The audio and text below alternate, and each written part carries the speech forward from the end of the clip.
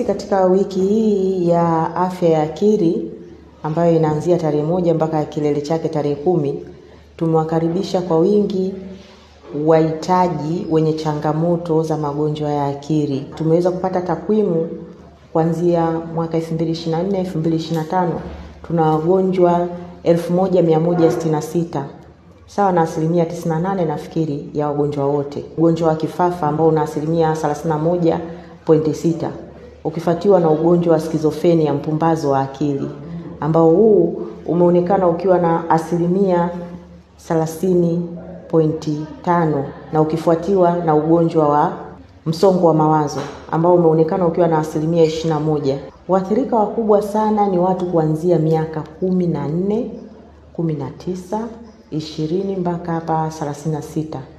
Hao ni wagonjwa wengi sana. Kuanzia mama anaposhika ujauzito mpaka anafika miaka 5 mtoto, tunamuuliza mama alipita kwenye changamoto gani.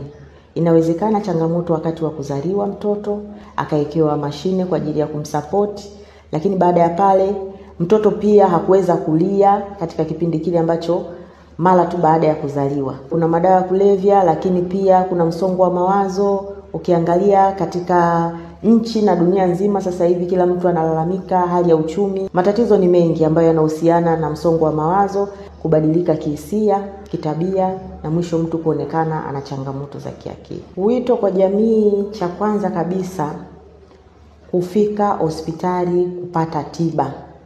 Matibabu ambayo watu wanayafanya nje ya hospitali kwa magonjwa ya akili si sahihi, na ndipo wanawazidishia ulemavu zaidi wa akili ndugu zao. Watu hawa tunawaelimisha ili waone kwamba tatizo la changamoto ya afya ya akili si kulogwa. Kuna swala linajulikana kama unyanyapaa.